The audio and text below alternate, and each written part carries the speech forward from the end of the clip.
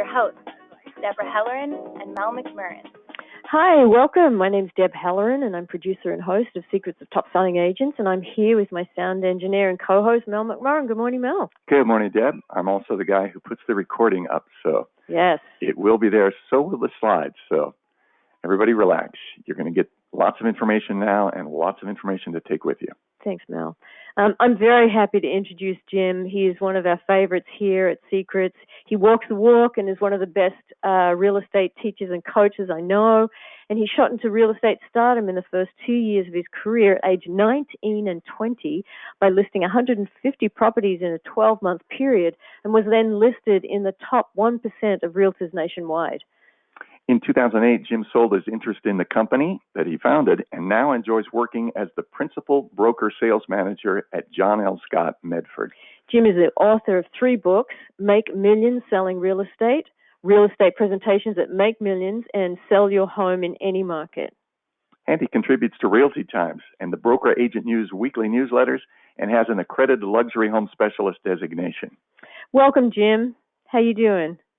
Hey, I'm great. Thank you so much, guys, for having me back. It's always a pleasure. Oh, it's a pleasure. Hey, I've never asked you this. I've had you on the show a few times, but this is a pretty stunning statistic that at 19, 20 years of age, you had 150 properties. Now, was that where you started developing your FSBO kind of strategy?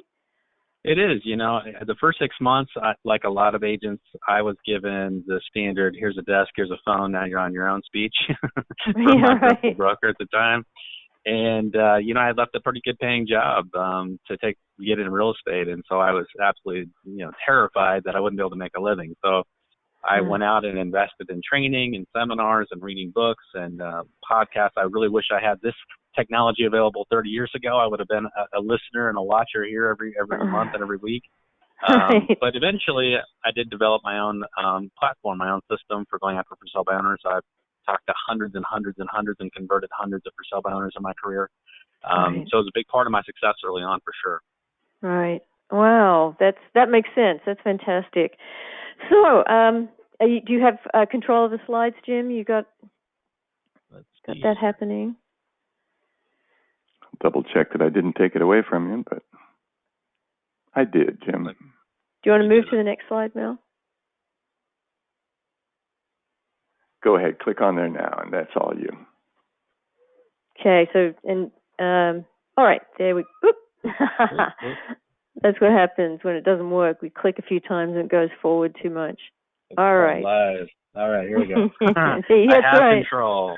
Okay. Great. Go ahead. So, yeah, exciting to talk about for sale by owners. I think it's for all realtors, we need a prospecting path. We have to have something we can proactively do. I'm a huge advocate of working on your sphere of influence. We know 8 out of 10 of your sales will come from that. But for those agents that are building to that, and you need a way, like I did early in my career, to have a pipeline of new listings and to fill your inventory, for sale by owners are a fantastic path to do that. A study from NAR shows that 92% of for sale by owners will eventually cooperate or work with the realtor. And that's a stunning statistic. They've been measuring that for 15 years plus now. When I started in the industry, it was in the 80s, the low 80s. And we thought that because of the internet and because of technology, that number would, more and more people would go for sale by owner and be successful. But actually, it's been the inverse. We've seen more and more people move away from being for sale by owners and actually work with realtors. My suspicion is it's based on the complexity of just how challenging it is to sell in this market. And here's what's interesting even further, Deborah, is that of the 8% who are actually successful selling, 4% or half that group actually knew the buyer. In other words, the buyer was a family member or friend. So really it's 96%. It's crazy when you think about that. Here's another stat that a lot of people don't know is that who wins these listings? Who is a part of the group that gets these listings? Well, 70% of the agents that receive these listings are the ones that contact the client closest to them making a decision. And that's really interesting because if you contacted them day one and they weren't quite ready to start talking about working with the realtor, but then 3 weeks in or 4 weeks in or 5 weeks in, they get so frustrated they're ready to start talking to a realtor, and the next realtor contacts them, that's the person that's going to get the listing 70% of the time. So it's not just about one contact, it's about a consistent plan of follow through.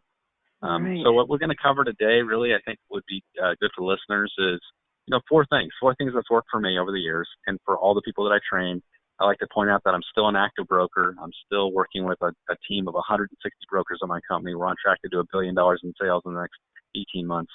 And so these things are actually working in the field. It's not as if we just talked about them 20 years ago and they don't work anymore. This stuff actually works. So the 4 steps is making contact, obviously. Got to make contact. You got to build rapport, provide value, and then just follow up. That's the secrets. The interesting thing when I got in the business and what motivated me really to go after this market is I went to a seminar and I saw a guy receive an award at a convention. And the guy that was receiving the award had gone from being just like me, an agent with basically nothing going on, to being the number 1 agent in the entire franchise nationwide. And so after the meeting, I ran up to him and I said, "What did you do?" And he said, "My number 1 prospecting method was for sell by owners."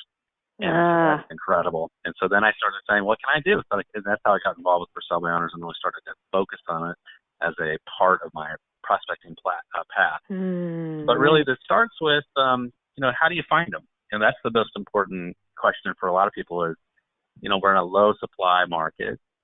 Where are these for sell by owners? How can I actually find them? And some of the things are, kind of captain obvious things, signs, obviously, advertising, obviously, in the newspaper, the local paper, local real estate guides. As a side note, I would say that as you're driving around, what a lot of realtors don't do is if you see a sign while you're showing property or whatever, take a quick photo of the sign. It's highly likely that if you write it down, you're going to lose it. But if you use your phone and take a picture, you're going to have it stored in your phone forever. So it's a good way for you to just capture that information.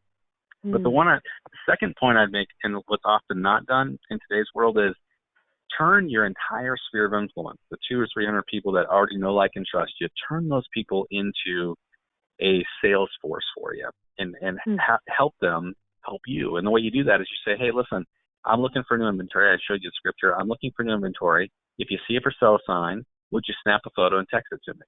And when you put that out to your sphere of influence, they are more than happy to send that to you. And you'll be shocked at how many you get. You're going to get 4, 5, 8, 10 a week. And that's just a stream of opportunities coming to you every single day. So just as a way, as a starting point of where do I find contact information. And then we get into, something what I call legacy for sell by owners. And this is an interesting concept because oftentimes we focus on what's new and shiny in front of us. So we see a sign, that's an opportunity. We go on Craigslist and there's a for sale by owner and that's an opportunity. And those are great. We want to go after those for sure.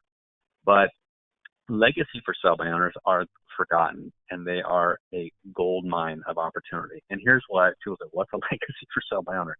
A legacy for sell by owner is if you can imagine yourself, maybe early summer in June, and you said to yourself, "I got a wild hair and I want to sell my property and go buy a horse plant property or buy a condo or do something different with my life." And so what's your first step? You say, well, maybe I'll list myself on owners.com or sellbyowner.com or whatever site you're thinking about. And you put yourself in a few of these sites, and then a couple weeks goes by, your significant other, you decide, we're not going to sell, we're going to stay where we're at. But what you forget to do is you forget to take yourself off these sites. Your interest fades, but, you forgot to take yourself off. What a smart agent will do, a savvy agent, is they will mine these sites. So here's what a great idea is, just to go on to Google, type in for sell by owner in your market, and you're going to see 5, 10, 15, 20 websites that serve your market area. Then go in and mine those. Look in each of those sections and look at all the for sale by owners. What you're going to find is there's a ton that are legacy for sale by owners, that people that had some interest in selling but faded. But those people generally were going to come back to the market within the next 6 months to 2 years, and they're ripe opportunities for you. So if you reach out and you just say, "Hey, I noticed you had yourself on owners.com, a few months back. I've got a question." And here's the magic words to them. The magic words are, "Got a question. I know you're not actively marketing your property anymore, but would you consider selling for the right price?" The key words are right price. Because every single person in America, if I said to Mel, "Mel, would you consider selling for the right price?" Mel's going to stop and go, "Yeah, it all depends on the price, right?" So that everybody's willing to sell for the right price. So then you say, "Well, great. If you wouldn't mind, I'd love to come by and take a look at what you have, and let's talk about price." And so you just start to open up the conversation. Because if they were interested in selling not that long ago, they're probably still interested in selling at some point. There was a pain point that motivated them to take that step. So legacy for sell by owners are just this kind of golden opportunity that's sitting out there in the marketplace. Then I like to talk to agents. Sometimes in fact, I have some of the top teams in America work for me. I got two of the two teams in the top 250 agents in America at my company. I'm very proud to say. And teams come to me and they say, Jim, I'd love to work with for sale by owners, but I don't have the time. Or even super busy agents. You got agents that are doing $10 million, $20 million in business. They say, Jim, I'd love to tackle this market, but I simply can't get on the phone and tackle every single for sale by owner in the market. So here's an interesting concept, and I call it my email approach, which is really a growth hack, if you want to call it that. And imagine you hire a college kid, or if you are a team and you have an inside sales agent, and they're making calls, of course, but if they're unlicensed, you might have them do this. And that is every day when they come to work, they're going to mine for sell by owners. It could be the legacy ones, but it also could be the fresh new ones coming up on Craigslist like I'm showing you here. And then what they're doing is they're just sending an email to all these folks. And here's a simple example of an email. Just notice your Craigslist advertisement. My name is Jim Remley. I'm with ABC Real Estate. Quick question. Can I show your house to a qualified buyer? If so, would it be okay for me to take a quick tour of the home in the next day or two? My office is doing an extensive marketing campaign on social media, the internet, print advertising this month, and targeting buyers who may be a good fit for your home. I like to stay on top of listed, and the keywords is listed and unlisted inventory. Now, you're not going to get every single person responding to this, but you don't have to. If you get 1 person out of 10 that says, yes, I'd be open to that, now you've got an appointment you wouldn't have had otherwise. Now, I always talk about this in terms of turkey dinner, right?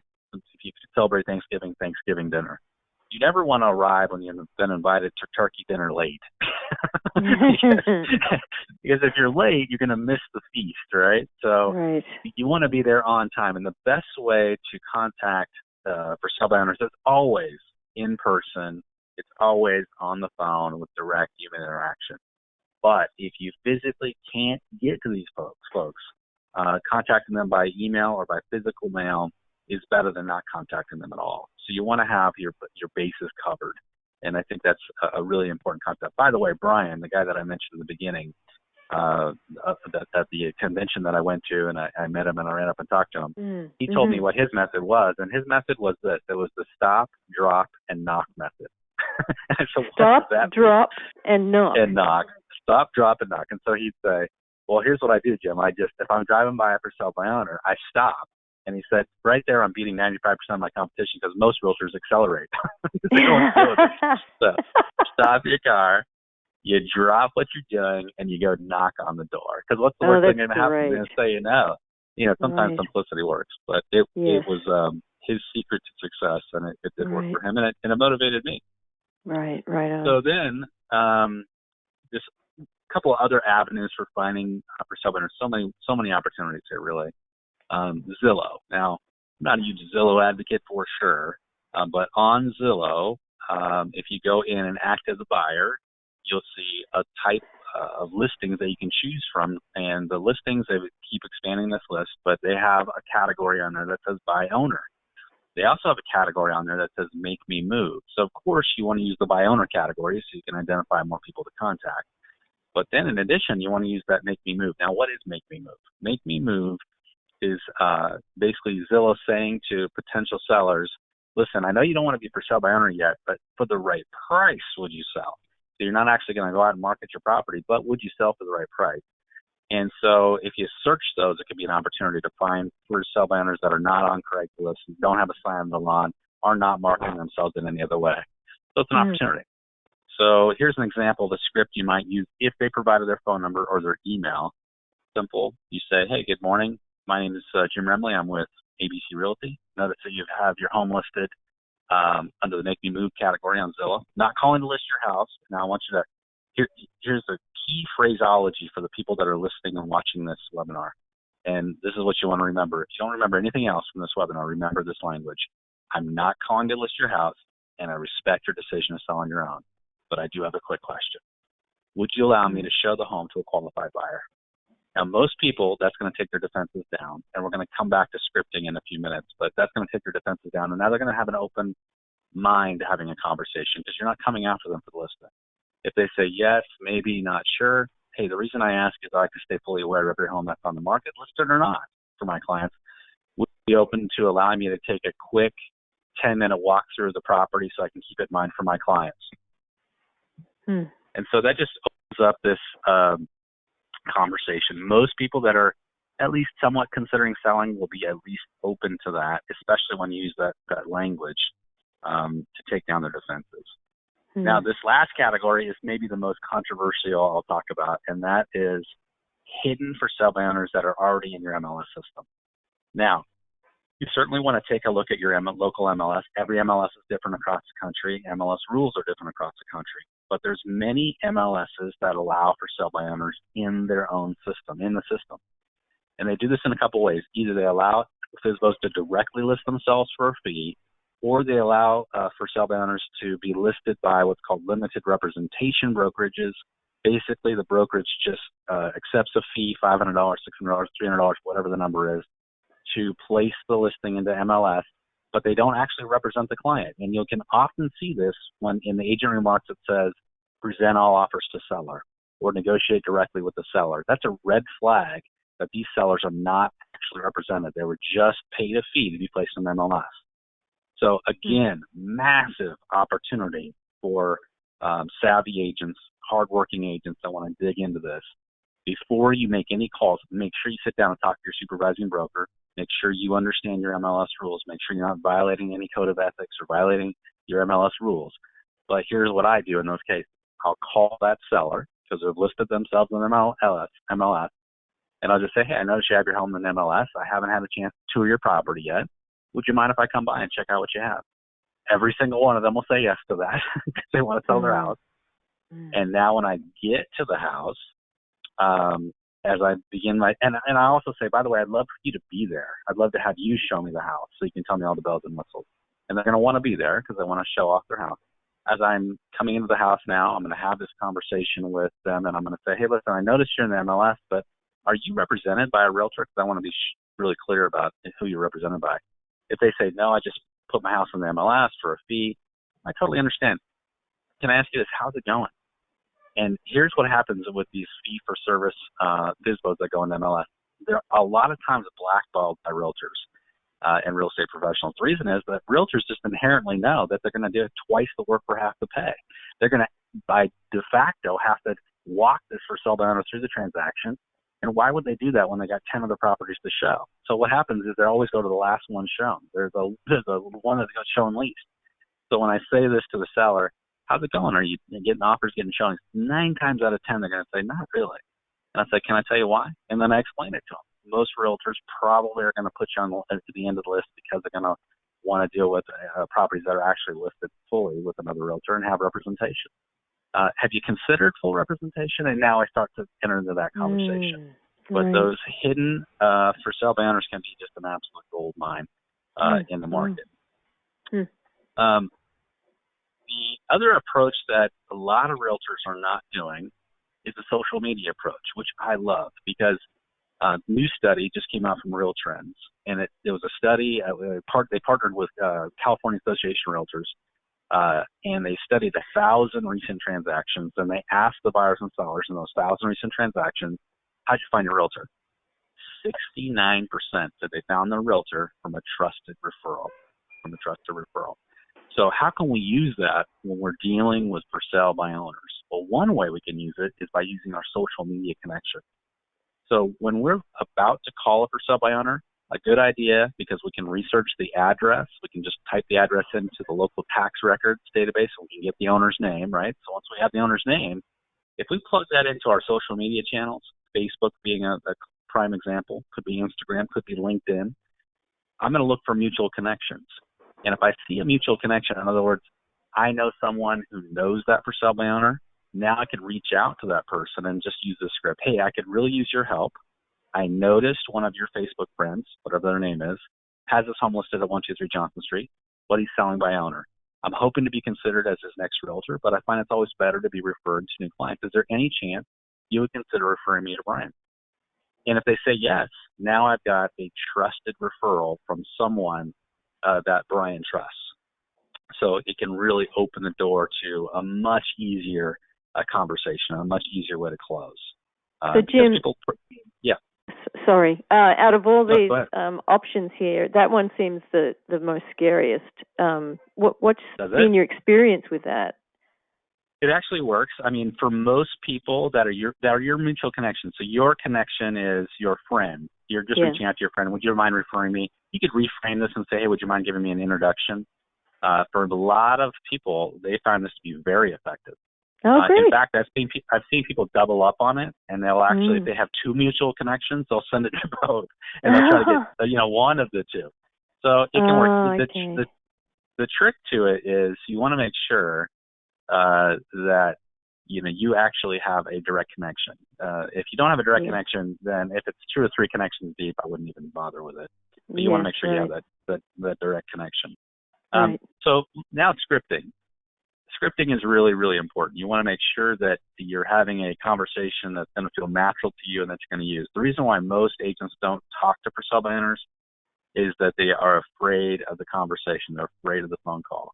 But I'm going to tell you, from calling hundreds and hundreds and hundreds of for-sale by owners in my career, the scripting I'm about to give you will net you an appointment 80 to 90% of the time once you're comfortable with it. So I'm going to give you 3 different scripts really quickly, and these are going to work for you. So the first one is, if you look at the top paragraph here, it just says, hey, my name is Jim Remley. I'm with ABC Real Estate. Noticed your ad, noticed your sign. First, and here's those magic words again, I want to tell you that I'm not calling to ask you for a listing, and I respect your decision to sell on your own. But I do have a quick question, and here's my question. If I have a qualified buyer that would fit your home, would there be a possibility that I could show the property? Now, naturally, they may ask, do you have a qualified buyer? And my answer to that would be, I don't want to tell you I have one when I don't. So I don't have one today, but I work with lots and lots of buyers, and new buyers are contacting me every day. So that's why I like to be aware of every property listed or unlisted in the market. Would you have 5 minutes so I could walk through the house? Would that be okay? And most of the time, they're going to say yes to that, but they might throw out an early minor objection. An earlier minor objection would be like, well, if I list them and only pay 1%, or if I'm going to list them, I'll list with my Uncle Bob, or, I'm never going to list this property, so don't bother with it. What my reaction to that's going to be is really simple. I'm going to say, listen, totally understand where you're at. I use a 3-step method to deal with early minor objections. First is I listen. I never interrupt anyone.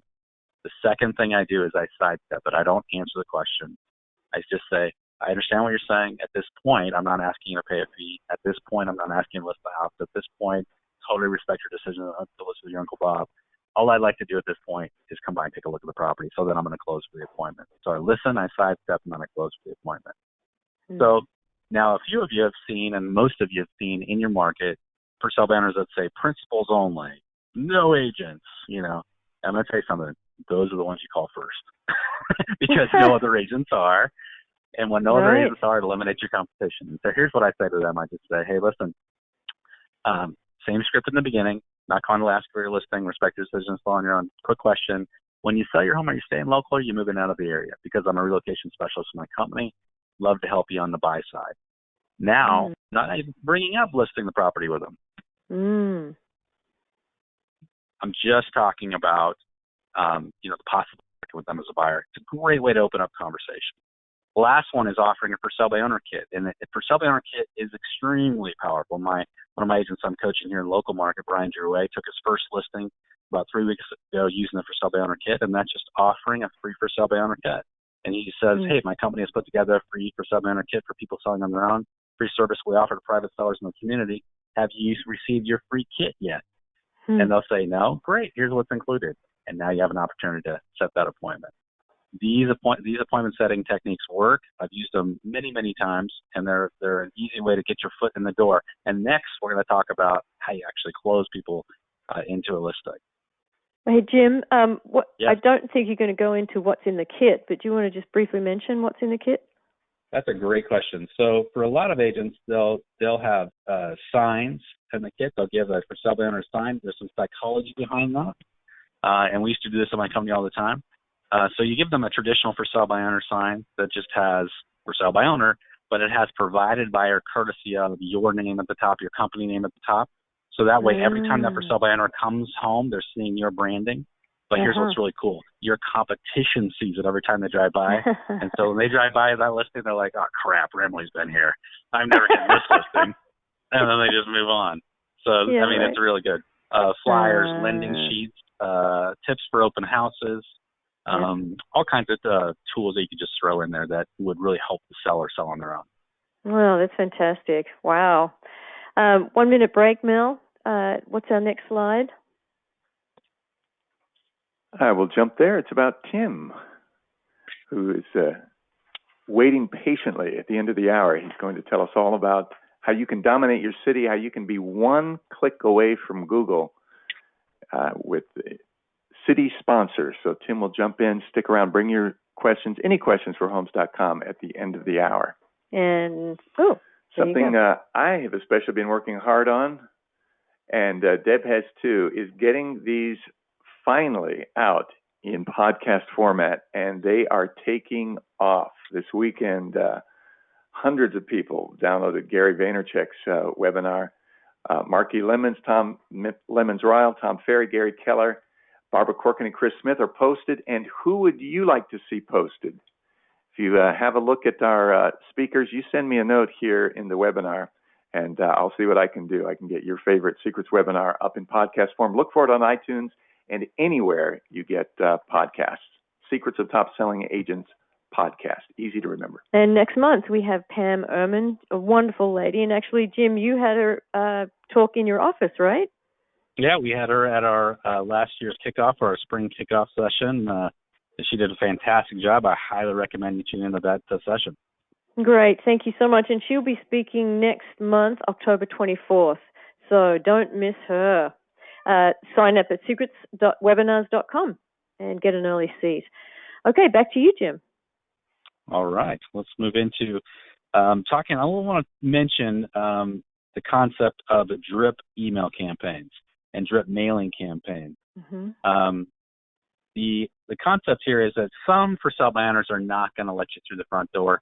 Some for sale by owners are not going to even necessarily give you a phone number. You see some legacy for sale by owners out there that have removed their phone numbers, but their listing is still sitting out there. Sometimes on Craigslist, they don't have their phone numbers necessarily printed out there.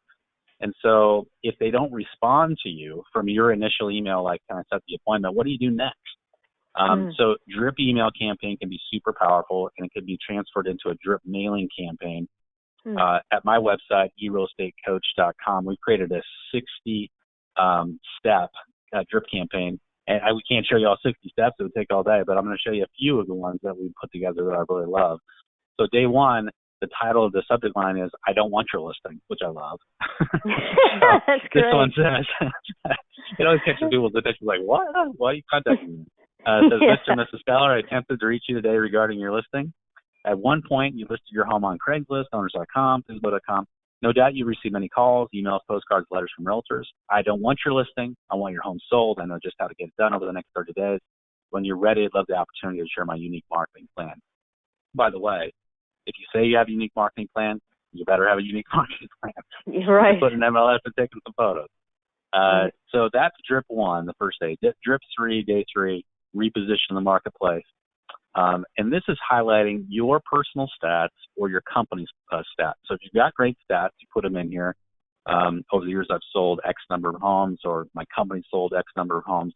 And many of those homes like yours started out as a for sale by owner listing. Now, the magic of this, though, is the end of it. It says, you know what got those homes sold? Exposure. Before they listed with me, these listings were missing 90% of the buyers searching for a home, the buyers that will only work with a realtor. And believe me, that gets clients' attention. When they start to look at that, they start to think, maybe I am missing some opportunities here. Day 7 is just an outline of what you do during the first 7 days of listing the property. And by the way, a great idea for all agents is to create your top 25 things, your top 25 things you do to market a home and the things you do in the first 7 days. Even when you're listing just a typical home, you should sit down and say, listen, I'm going to show you what I'm going to do during the first 7 days. And it's very impressive. A lot of times we forget how much work we're doing, and we certainly want to point that out to a for sale by owner and let them know, wow, this is a lot of stuff that they do. And then day 14 is just kind of hitting on their timeline. The second paragraph says, I specialize in helping sellers hit their time deadlines. In fact, many of my sellers have been able to sell their homes within 30 days of listing. that creates an aggressive marketing plan. So it gets back to the whole concept of having a very, very strong marketing plan. Now, let me give you a couple of tips here that are not here, but are things that we do. And that is the power of recommendations, the power of testimonials. And so a great email, a great text, a great mailing is to say, here's a list of my last 5 transactions. 2 of them were for sale by owners before they listed with me. Here's the phone numbers of the people that we had a successful transaction with. Feel free to give them a call. They would love to talk to you about my services. One of the most powerful things you can do is to send that to them. Another super powerful thing you can do, which is not listed here, is to, when you're creating a pre-listing kit, which you would send to every seller, not just for sale by owners, but in your pre-listing kit, you're going to give people the tools to research who you are as a person. So you could say in the pre-listing kit, listen, you probably want to check me out like I would of any service provider on Facebook. Here's a link to my Facebook page, my personal page. Here's a link to LinkedIn, my online resume. And so it becomes like a pre-listing kit in and of itself when they look at your LinkedIn profile. And so give them the tools. And by the way, remember that everybody's doing this quasi-interview with you anyway. They're going to Google you anyway. So make sure you look at your own personal digital footprint. That's a good thing for you to do. Google yourself and say, what comes up? And is this embarrassing stuff or is this good stuff? And how can I clean this stuff up? Because they're going to be measuring you a lot of times by your social media feed. And don't think they're going to your business page because they're all going to your personal page. So take a look at that. Don't be crazy on your social media. Check it out. So now, hey Jim. Point. Yeah, go ahead. I want to ask Mel.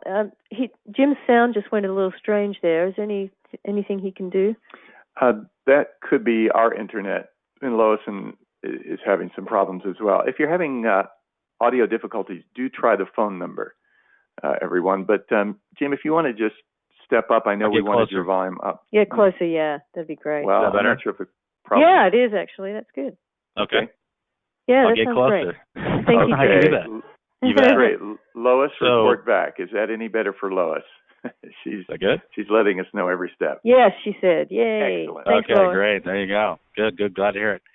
So now what do you do when you get to the house itself? What's the process? I'm going to give you the exact mechanics of how I handle a for sale by owner appointment, what not to do and what to do. So we've all had an experience where a salesperson comes at us way too strong in the beginning, and our natural inclination is to back up from that. So I always ask people, how many people have lied to a salesperson? In an audience, when I got hundreds of people there, most of the hands will go up. We've all lied to salespeople at some point in our lives, right? And why do we do that? Why do we lie to a salesperson? The reason is we don't have enough trust and rapport built with that person yet for them to enter into any kind of sales conversation. So here's what you do. First of all, resist your natural inclination to start selling. You're not about selling when you get to that house. You're about relationship building. It's all about building that initial relationship so they do want to enter into a conversation about working with you. So first step, be polite and friendly. Don't sell, right? And so when we get there, I step over the threshold. What do? I step my stuff down where I want to talk, where I want to come back to have a conversation. And then I just ask the question I ask every seller. Hey, can you just mind giving me a chef's tour of the house? I don't know what chef's tour means. I just like the way it sounds. I say it to everyone. So I give them would you mind giving me a chef's tour of the house? And they say, sure. Now I'm going to take some notes. I'm going to have my notepad with me. I'm going to be writing detailed notes as I go. But as I'm walking through the house and we are moving through the house, I'm also going to ask those W questions. Why are you selling? What's motivating you to sell? When ideally would you like to move? Where are you going to move to? I'm not going to ask them rapid fire, but just as we're walking into the house, as we're building rapport, having fun, laughing if I can, and just writing some notes down too. Well, we call this in selling, and what I like to use this phrase is a vesting strategy. The vesting strategy means that as all of us as human beings have very limited time. And so I just had this experience. I went and bought a new truck, and I spent like 4 hours at Toyota going through this negotiation. I guarantee you there is not a chance in the world I was going to walk out the door and go start this whole process over at Ford. I bought a Toyota because I was vested into that conversation, into that relationship, into that process. And when you can spend as much time as you can with a for sale by owner by having a great conversation, building rapport, building trust, asking lots of questions, making detailed notes, they're going to invest into you at least a little bit, and that's a good thing. We want that to happen. Now, through that process, as I'm winding down that tour, I'm going to find a way. I'm going to date myself now. We probably all, for us, have a little bit of age, a little long in the tooth. Remember the show Columbo, where Columbo would never leave a room without saying, "Oh, one more thing." Just leaving the door open a little bit. And so we're going to use that little bit of a Columbo technique. And the way I do this is I say, listen, since I've been here, would you folks be interested in knowing what you're competing with? Because on average, a buyer's going to look at 10 to 15 homes before they make a buying decision. It's good for you to know what you're competing with. Would you be interested in that? And almost universally, everybody says yes. Great, I'll follow up and I'll get that to you. I could also follow up with a CMA. Has anybody taken the time to do a CMA, an updated CMA for you? Tell you what you're competing with, but also more importantly, what's sold in the neighborhood, what's pending in the neighborhood right now. Very similar to what an appraiser would do. Happy to send that over to you since I've already seen the home. Is anybody taking the time to give you some financing information on how a buyer might be able to actually buy your home? So whatever it is, I'm going to find a reason to follow up. But the most important conversation I'm going to have with these people is the last line here. The last line is absolutely essential. You can never walk out without saying this last line, which is this. Hey, let me ask you this.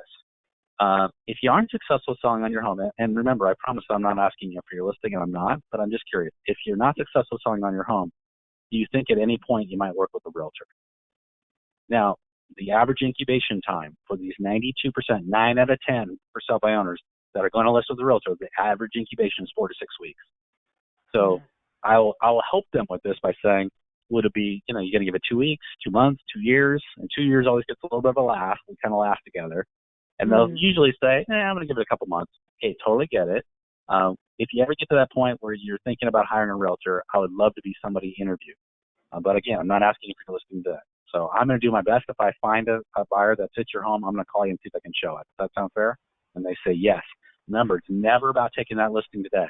If I get caught up in trying to take that listing today, odds are I am not going to take that listing. Highly likely I'm not.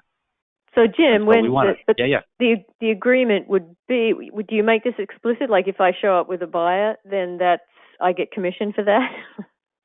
It's too early to talk about that. If we start going down that road, you're going to get I understand that. Yeah. So what I would say, if they bring that up, if you bring a buyer, what will the fee be? Yeah. What I would say to them is, let me find a buyer first, and then we can talk about the fee. Okay. Because really, what I want is I don't want a one-sided half fee. I want the full listing. That's really what my goal is. I see. Right. So going down that road too early is a mistake in my mind. And that's just the natural inclination of most agents is, well, if I bring a buyer, I'll only charge you 2.5. Now you've already discounted yourself, and that's the way they're going to frame you. You're not going for half a fee. You're going for a full listing. That's the mindset you want to have. And then I just had one other question. You said that you take notes / take photos. You didn't mention the take photos. Is that a harder thing to, do? Bring up. That's a great question. First of all, some homes deserve photos and some don't.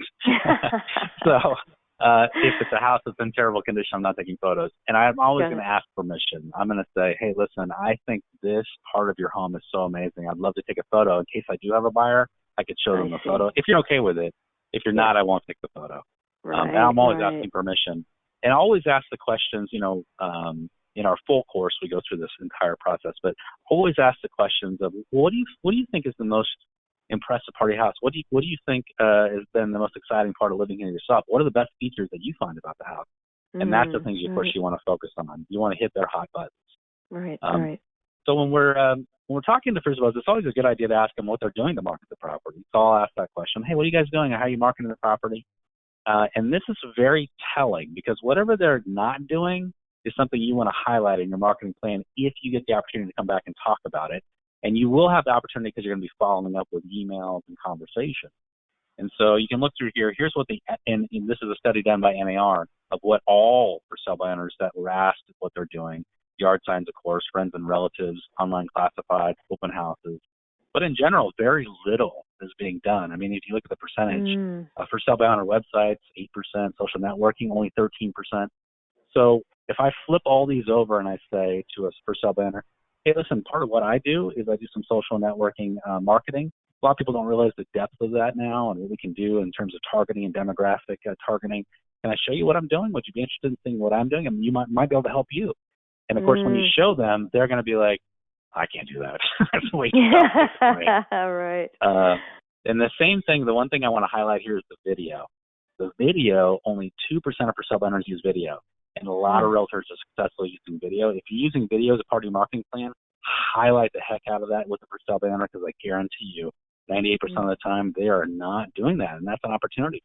Yeah. The other things that are opportunities are understanding what it is that's tough for sale by owner. This is from NAR. Hardest things for them is figuring out price, doing the paperwork, selling within the right time frame, understanding what they should be fixing up in the house, and having enough time to deal with buyers and vet buyers and talk to buyers and show the home. So those are also things in your marketing plan, if you can, when you get those conversations started, to really talk to people about. Another quick question to ask, by the way, when you are talking to that for sale by owners, to say, listen, what's the activity been for you guys? Are you getting some showings? Are you getting some activity? And if they say, no, it started out strong, it's a little slower now, you could also say this, which is, did you know that, about 90% of the buyers in the any given market only work with a realtor, and then you're left with about 10% of the buyers that will go out and search for sale by owners and, other websites to find listings. And so what happens is, if you can sell the house, that's fantastic because you save the fee, and that's great. I know the fee's huge, and I tell people that. I know the fee's huge. If you can save the fee, great. If I wasn't a realtor, I might try for sale by owner first. Right. But what happens is you're missing 90% of the buyers because buyers are lazy. Buyers are just going to go to a realtor. They're going to say, put me in a car and show me every listing on the market. And so what happens for you is the for sale by owner, you miss 9 out of 10 buyers. So just keep that in mind. And when you plant that seed, somebody in that house wants to sell more than the other. And when they have a lack of showings going forward, the wife or the husband at night's going to say, honey, remember what Jim said? We're missing 9 out of 10 buyers. We've got to think about getting this thing on the market, and we're blowing it. And that exposure issue is huge. Another great quote that one of my friends uses all the time is, he says, if you decide to list, and I know you're not ready today, I can instantly have your house in front of 1,500 realtors in this market, and they'll all be working for you as of tomorrow within 24 hours. And that's Hey, huge. Jim, I mean, could you say that? Yeah. Could you say that again? It's for some reason it's a little blurry. I'm sure. not sure. That was a great 90%. So 90%. Yeah, go ahead. Yeah. You said your friend Brian. I didn't get his name. Yeah, my friend Brian. What he says to prospective for sale by owners is, he says, if you decide to list, and I'm not pressing you to list, but if you decide to list, I can have your house in front of 1,500 realtors within the next 24 hours, and all of them have a pool of buyers. So, we can get you a lot of exposure really, really fast. And so I'm an expert at that, and that can be very powerful. The biggest thing you want to do, though, when you are at that house is you want to gain permission to continue the relationship, because you have a 4 to 6 week window of incubation. You're going to have to incubate these people over time. You're not going to get that listing day one. You're going to get it a week from now, 2 weeks from now, 3 weeks from now, 4 weeks from now. So you want to have permission to continue contact. So here's a couple of scripts for permission-based marketing, which is, hey, since I've already seen your house, would you be curious to know what your competition looks like? And I mentioned that already. On average, a home buyer will look at between 12 and 15 homes. By the way, you might want to use the magic words, that's your peer group. That's your peer group. I can do a quick search and drop them by in the next few days if you don't mind. And there's another one. When you sell, the one thing you'll need to talk about is the appraisal. I've been dealing with a lot of low appraisals, if you have, only if that's true. Since I've already seen the home, I'd be happy to do a quick CMA. So that's just part of having that permission-based marketing, which I already mentioned. But here's my favorite permission-based follow-up. My very favorite, the one I've used hundreds and hundreds and hundreds and hundreds of times myself, which people look forward to this call and they're excited to hear from you. So when I follow up with the for sale by owner, I just touch base with them and say, hey, John, it's just Jim Remley here with ABC Real Estate. How you guys doing today? I just want to give you a quick update on your peer group. That's the listings that are most similar to yours in the market. 2 new listings hit the market in your neighborhood last week. I don't know if you saw them. One over on Johnson Street, one over at ABC Street. One of those went pending and one closed escrow also in your market over on Smith Street. If you want me to, I can shoot them over to you in an email so you know what you're dealing with. Would you want me to do that? And they're going to always say yes. And now I'm going to shoot that over. But that real world kind of real-time update on the market is so powerful. People look forward to those calls. It really makes a big, big difference. Yeah, great. Keep hugging your microphone, Jim. Stop hugging it or start hugging it? You start keep hugging it. Keep hugging it. Okay, keep hugging it. I got it. Another thing that I found to be very successful is a success portfolio. So we see this happen with architects, with photographers, and what that means is when you go into an architect, you go into a photographer, and you're hiring them, they don't pull out what we would call listing presentation. What they pull out is a successful portfolio. What that is examples of the work they've done in the past. And that can be very powerful with your sellers, both FSBOs and regular sellers. But you show them, hey, let me just show you a few things I've done for a few other people that were like you for sell by owners and that ended up listing with me. Here's some marketing that I did on social media. Here's some videos that I've done. Here's some flyers that I've done. Here's some marketing that I've done in the local newspaper. Whatever it is, you show them. You just don't tell them. And that is so powerful. People love real stories, and stories resonate. When you can relate it to real people and they see real listings, they see real results, they're going to actually tune into that, and they're not going to tune out. Sometimes in a listing presentation, people tune out because you're not talking about real people. And that's really the theme of when you are trying to tackle the for sale by owner market. And I always tell agents, if you're going to go after this market and you're going to really make it a part of your, marketing strategy, here's what you have to do. You have to let go of outcome for 4 to 6 weeks. That means if you're starting this platform now and you're calling your very first for sale by owner today, which I hope a lot of your listeners do, and you pick up that phone and you set that appointment, I want you to let go of outcome. Don't even think you're going to get any outcome for 4 to 6 weeks, because that's the average incubation. After that 4 to 6 weeks, you can start to think a little bit about outcome. But what you're doing now is you're just having communication with these for sale by owners. You're building relationship with for sale by owners. And this quote I got from a guy that I used to listen to all the time. His name was Tim. He was a guy in my local market, and he said to me, Jim, it's all about the conversation. 90% of them listing with you is them liking you. And I've never, ever forgotten that. 90% of them listing with you is them liking you. And so how do you get people to like you? It's through building rapport, building trust, adding value, giving them good information through good permission-based follow-up, and they will come to you. You don't have to close people. They're going to just come to you if you're communicating and doing your job over that period of time, because eventually 92% of them work with a realtor. All you've got to do is stay with them through the process. 9 out of 10 of them are coming towards a realtor. It's just who they're going to list with. Are they going to list with you, or are they going to list with your competitor? And they will list with you if you give them that opportunity and stick with them through the long haul. And I'm happy and ready for any questions that anybody might have, and just to jump in and kind of walk through some of the real world things that I've experienced as well. Okay, great. Okay, one question. Irina, do not call registry. How do you go about that? That's a great question. I would definitely scrub your list against the do not call registry. I mean, there's a lot of realtors out there that ignore it. I don't recommend that. I think you should be looking at the do not call registry. If you look at NAR's standard, they're going to say to you that you should be, looking at that list through the do not call registry. I've used, and a lot of my students use, the red X as a way to scrub those lists and have those lists delivered to them, so they get that information just like handed to them. Here's a list of for sale by owners to call every day, and so that can be a powerful tool. I also want to invite and just share with your listeners, we have at eRealEstateCoach.com, we've created a mastery course for sale by owners, and it is 8 video lessons paired with 12 downloads. Instant action downloads, scripts, objection handlers, presentation materials, forms, everything you could want with this whole process of, it's really a crash course in for sale by owners. It's $47, super affordable, number one.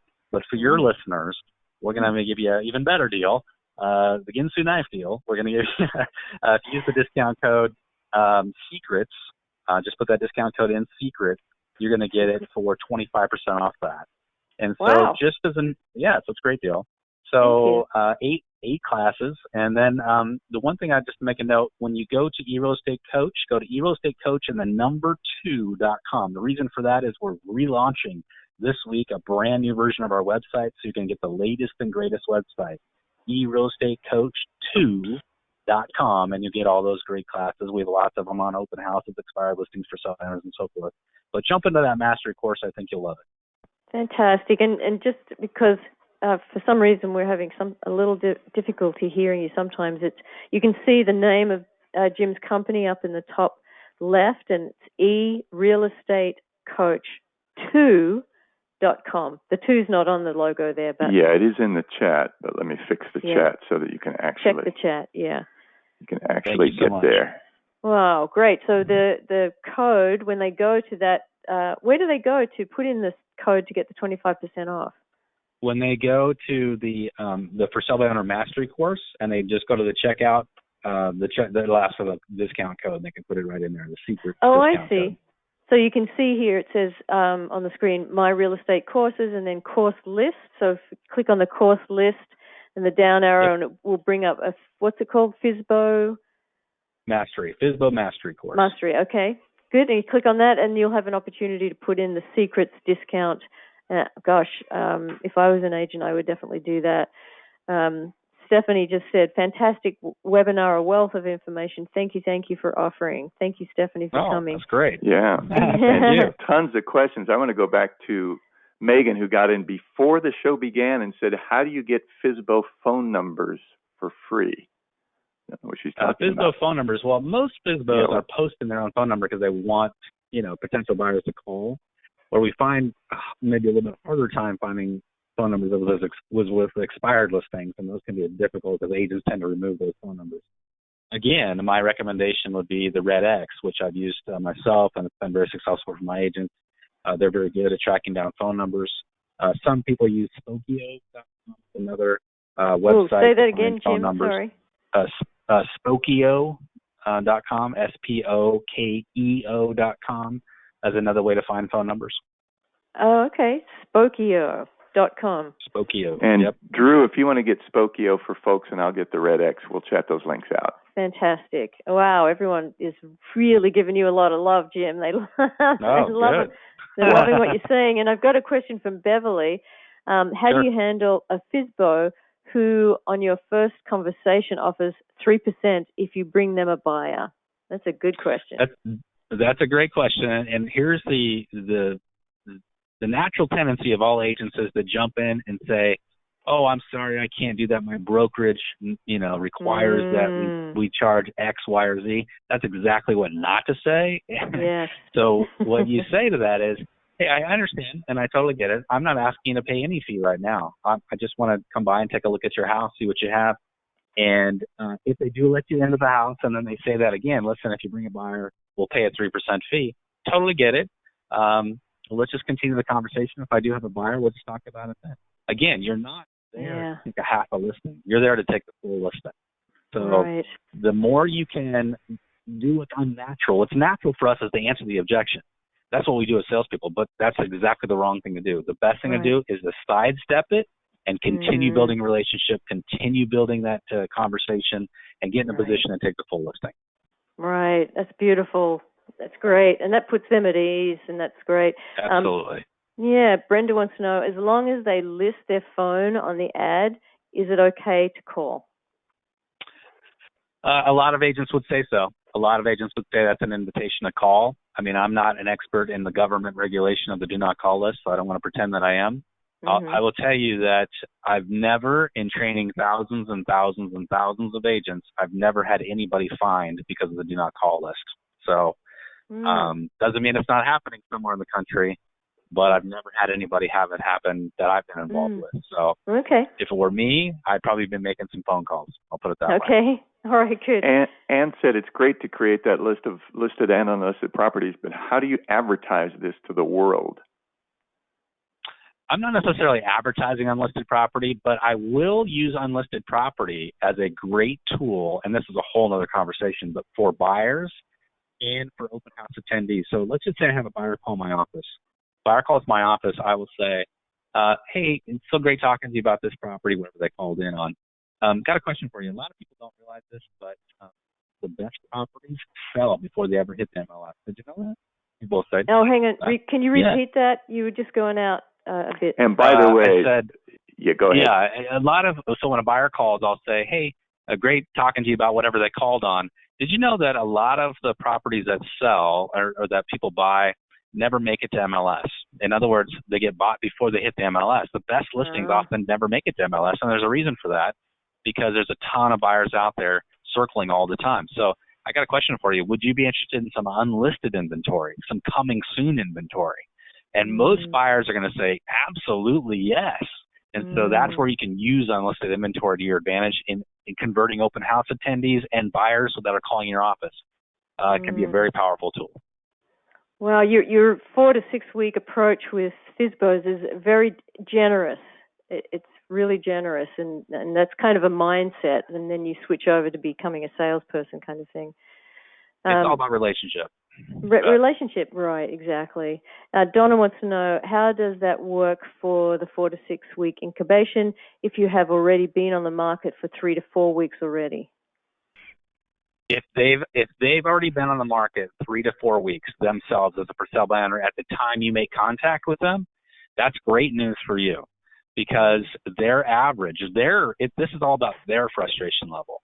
So the average in America is a 4 to 6 week incubation. So if you're entering at week 3 with your first contact, now you really want to make sure that you're staying with them maybe even twice a week, because they're coming up on statistically a very ripe time to consider listing. I would consider them low-hanging fruit at that point. They're going to pretty soon probably going to be ramping up to listing that property. So I'd intensify your effort. Okay, great. And Irina wants to know also, when do you suggest improvements, decluttering, staging, etc.? Those are great, what I would call follow-up conversations. So when you're having that first initial conversation, you're coming into the house for the first time, you can say, hey, if you're interested in it, I give my clients some free staging ideas and some free ideas on show. I call it the show and sell ideas. In other words, what you can do to get your home show and sell ready. If you want those ideas, I can give them to you. And if you, as an agent, sometimes it's a wise idea to have those as a printout, as a sheet you can email, because then you're capturing their email address as well. So you can send that out as an email. But you can also offer it right there. That's a reason to follow up. It's all follow up. So it's all scattered through your 4 to 6 week incubation. But I would, if you are a specialist, if this is something you really enjoy doing, offer it at day 1. Okay, great. Well, I just looked at the clock and it's 11 o'clock on the Pacific side. So we need to end, unfortunately, but maybe I could get some of these questions to you and you could answer them on your website or... you bet. Happy to do it. All right. Thank you. Thank you, Jim. Again, I'm just going to cut back to Jim's slide because folks were asking and getting the code wrong. It's secrets with an S. Secrets with an S. With an S. Secrets. Secrets with an S. And we'll chat the link out. We'll chat it all again, but make sure you include the S. That's important. And actually, Kimberly wants to know, hi, Jim, when will your next webinar be? I'm always all ears with Mel and Deborah. So that's up to them. But if you go onto my platform, eRealEstateCoach2.com, we're posting out new programs and seminars and webinars all the time that we're doing in other venues. So you can always check it out. Register there, become a member, and you'll see whatever we're doing. All right, great. And Jim, I'm going to fast track you to one of our upcoming podcasts. So within a month, we should also be able to listen to one of his classic or current webinars on the podcast. Thanks, Mel. Well, Jim, as always, this was phenomenal. There's so many people. Thanking you, loving this information. And I look forward to having you back. Love it. Thank you so much for inviting me. It's been a great time. Thank you, Jim. And, there's Tim. Hey, hi, Tim. Hey, everybody. How's it going? Yeah. What a great webinar. Wasn't it wonderful? Yeah. And, Tim, you're going to talk to us about City Sponsor from Homes.com. Go ahead. Yeah, well, thanks, Mel and Deb, and, thank you, everybody, for tuning in. Jim did such a great job, didn't he? I mean, he really talked about communicating with the prospects and really just using that drip campaign. That's what I really loved about his presentation, just how aggressive he was and just really getting out there. Wasn't that a great webinar? Yeah, it's fantastic. Yeah, so thank you, everybody, for tuning in. Just a few minutes about Homes.com and who we are. We heard Mel talk about earlier in the webinar. We're one click away from Google. And today I want to talk a little bit about how you can become a city sponsor. And really what this ties into is really what Jim was talking about today. It ties into your brand and ties into your brand marketing and what your strategy is. And today what we're offering an opportunity to dominate your city. We talked about in the campaign how to stay in communication with your prospects. Well, city sponsorship is a perfect opportunity for you to be branded in front of the prospect. Jim mentioned this earlier, that NER gave us a statistic that 92% of people that are doing any type of real estate research are going to do it with the first agent they run into. And this is a great way for you to be found, especially within the search results. I like to call Google downtown Manhattan. That's where all the traffic is at. Especially if you have listings, you're able to leverage your listings right here on homes.com in the middle of all that traffic.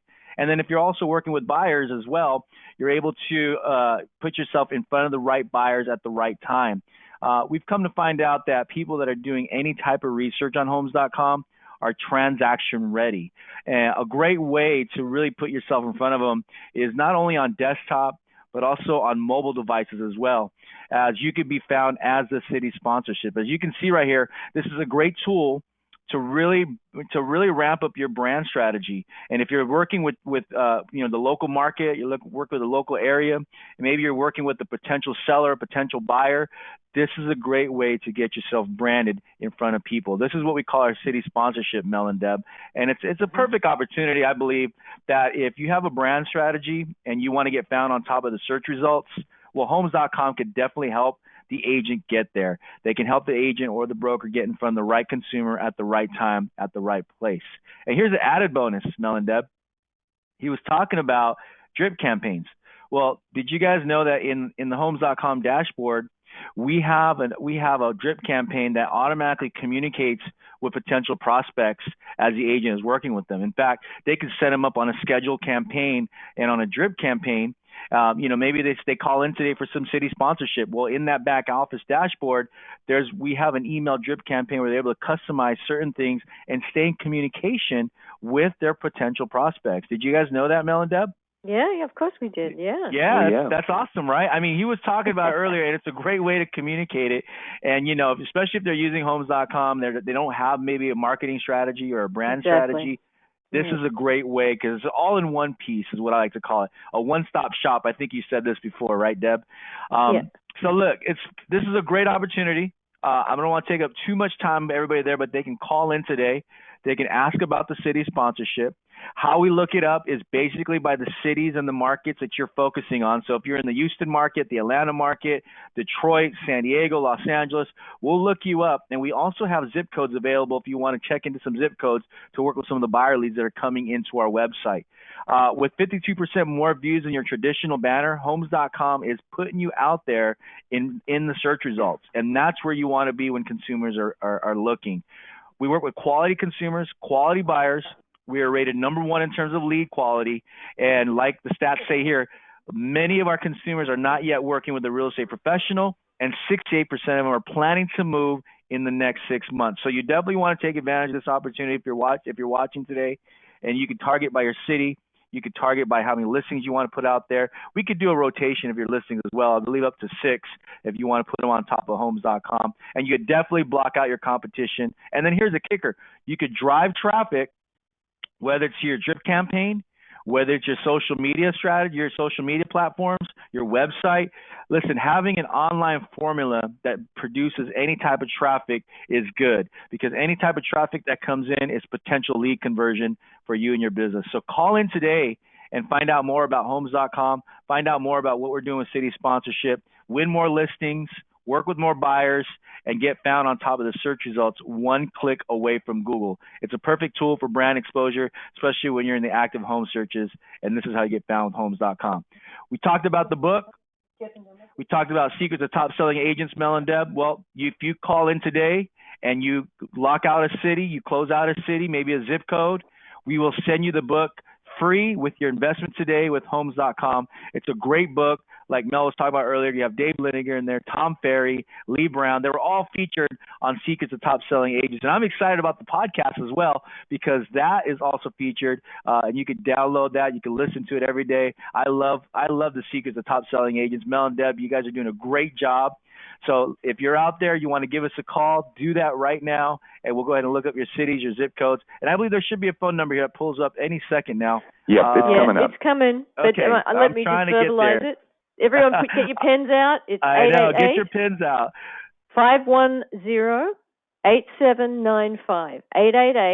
888-510-8795. And I'll say it again. 888-510-8795. There you go. Thank you, Tim. Hey. Thank you, guys. You guys are doing a great job. And we'll be looking forward to those calls today. Yes, thank you. Okay, Tim. how about some questions? So Lois said, what do you mean by Google City Sponsor? Yes, so I'm sorry, that was Lolo? Lois. Lois. Well, Lois, if someone is doing a search, let's say in the San Diego, California market, they type in Google, and what happens is they'll click on the link for homes.com, then you will come up on top of the search results. Let me go, if I can go back a couple slides here, Mel, we can show how this is laid out. But when someone does an initial search on Google, you'll come up on top of homes.com inside the search results. And that's where you'll see your city sponsorship right there. And that's why we say you're one click away from Google, because you're going to be found where all the traffic is at when someone is doing active search for their next home or looking for their next agent to work with. Because you'll be in that third position. We don't have an arrangement with Google. Yeah, we don't have an arrangement with Google. However, it's just an expression that we use because Google is the largest search engine in the world, and so you definitely, when people recognize, homes.com or maybe some other links on top of the front page of Google, then that's where that's why we say you're one click away from Google. But the city sponsorship is directly tied in to homes.com, which makes you the agent within that market. There it is right there. Mel's actually pulling it up. And he's actually highlighting that third spot. Good job, Mel. He's highlighting that third spot there where you can be found, Lois. That's where you're going to be found for all of your buyers and potential sellers that are logging on. And if you're interested in that, you can call 888-510-8795. For some reason, it's not coming up. But it is being chatted out to you, so it's there in the chat. Good. Good question, though, Lois. Thank you. Yeah. I think that's it with the questions. Did you see any other questions for Tim, Mel? Just looking through. Oh, yeah, Marva said, how do you get to that back office? I have Citigroup. So, well, it's real simple. We have two ways to support you. You can call in now. We can walk you through. If you already have a dashboard with us, we can walk you through your username and password. We can show you what it looks like. We have a great member services. In fact, one of them is actually watching right now. Just shout out to Joshua. He's watching us online right now. So they're doing a great job. They'll give you great support. But feel free to call us, Marvis. We'll give you all the support you need to get in that dashboard and even show you what you already have with homes.com and maybe show you some more opportunities as well. Yeah, great, Marvis. So do that, definitely. And the phone number's there for you to call. And Lois said, thank you, Tim. You're welcome. And then Mother said thank you too. So we're welcome. Good. And Patrick, we're good to go. Everyone listening, yes, we are recording. So good. You will get this recording. Hey, good job, you guys. Thank you. I'm excited. I can't wait to download the podcast today. I'm going to download it on my iPhone and listen to it at the gym. But good job, Mel and Deb. Great. Thank you, Tim. See you soon. See you soon. Great. All right. Wow, what a great webinar. Thank you, everyone, for your participation. I loved all your questions. Very active. Patrick said, awesome. Thanks so much. Thank you, Patrick. Next month, we have Pam Ehrman. Can you bring up that slide, Mel? And she is a CRS instructor and a real estate broker in Virginia who has the next biggest thing to a crystal ball when predicting the future market. 6 economic market indicators that will help you to encourage both buyers and sellers to take action. You know, Pam was telling me that she saw the 2008 crash coming 5 years before it did with these 6 economic indicators. So these are really crucial facts for real estate agents to actually know and have under your belt. So sign up for Pam, secretswebinars.com. These 6 economic indicators are like a crystal ball for you as an agent relative to the market. Everyone, be sure to participate in the exit survey. I appreciate your feedback. I read everybody's feedback, so please when you exit, a survey will come up. Please say yes to that. And thanks to our awesome presenter, Jim Remley. Again, you did an incredible job, and there's a lot of love coming your way saying awesome webinar. And thanks to Tim. You're always great. And thank you to Homes.com for sponsoring Secrets of Top Selling Agents. Thanks, Mel. And thanks, Drew, in the background, filling in and doing an excellent job. Thank you very much. Drew. Everybody, go to your favorite podcast player and start listening. Secrets of Top Selling Agents. You got 6 episodes to catch up with. Yeah. Okay. Goodbye, everyone. Enjoy the rest of the day.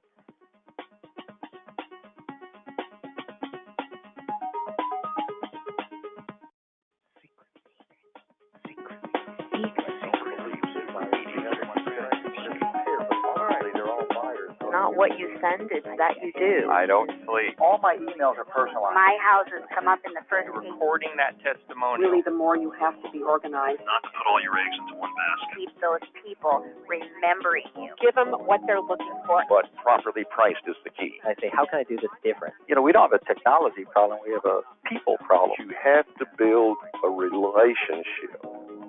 Secrets of Top Selling Agents